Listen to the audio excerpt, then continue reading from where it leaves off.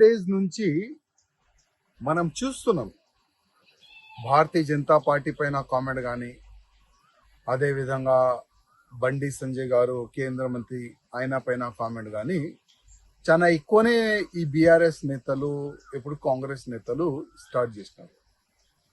Comment ఏ విధంగా చేస్తున్నారు అంటే, బండి సంజయ్ గారు కొడుకు ఒక తప్పు చేసిండు, అది తప్పు చేసిండా లేదా, ఆల్రెడీ ఎస్ఐటి ఒక ఏర్పాటు చేసినారు. ఈ ఎస్ఐటి పెట్టిన తర్వాత ఎంక్వైరీలో అసలు వాస్తవం ఏంది అది మొత్తం బయటికి వచ్చేస్తుంది. కానీ ఇంకా ఎంక్వైరీ కూడా స్టార్ట్ కాలేదు. ఇవాళనే రేవంత్ రెడ్డి గారు డీజీపీ గారితోని కమిషనర్ గారితోని మాట్లాడి అసలు బండి సంజయ్ కొడుకు కేసు ఏంది వివరాలు కూడా మన ముఖ్యమంత్రి గారు తీసుకున్నారు. ముఖ్యమంత్రి గారు అడిగినారు కూడా, బండి సంజయ్ కొడుకు పైన కంప్లైంట్ చేసి చాలా రోజైంది, ఎందుకు యాక్షన్ తీసుకోలేదని ముఖ్యమంత్రి గారు కూడా అడిగినారు. పోక్సో కేసు కింద బండి సంజయ్ గారి కొడుకు పైన కేసు అయింది. అసలు ఇది కుట్రనా లేక వాస్తవం ఇది కేసు అయిందా, ఇది తప్పు జరిగిందా, ఈ ఎస్ఐటిఓలు మొత్తం ఎంక్వైరీ చేసి రిపోర్ట్ అయితే పెడతారు. కానీ బండి సంజయ్ గారు కానీ మా పార్టీ కార్యకర్తల అధికారులు ఎవరు కూడా ఎంక్వైరీ జరగకూడదు ఎవరు కూడా చెప్పలే.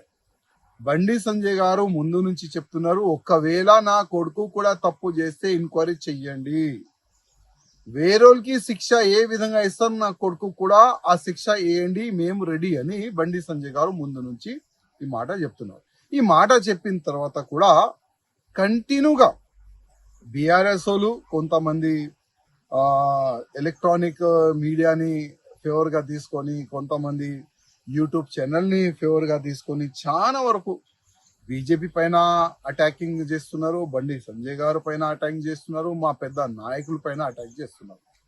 చేయని వాళ్ళ అలవాటు. కానీ 29 ఇంటర్మీడియట్ మన విద్యార్థులు, అది కూడా వాళ్ళు మేనర్ ఉండే చనిపోయినారు ఇదే బీఆర్ఎస్ సమయంలో. అప్పుడు ఇదే రిజైన్ గురించి అంశము ఎవరు కూడా లేపట్లే, అప్పుడు ఎవరు కూడా దీనిపైన మాట్లాడలే. ఎంతో మంది విద్యార్థులు చనిపోయినారు.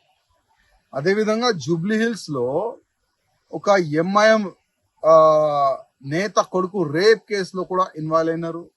మళ్ళా దానికి పెద్ద పెద్ద నేతలు కూడా సపోర్ట్ చేసినారు.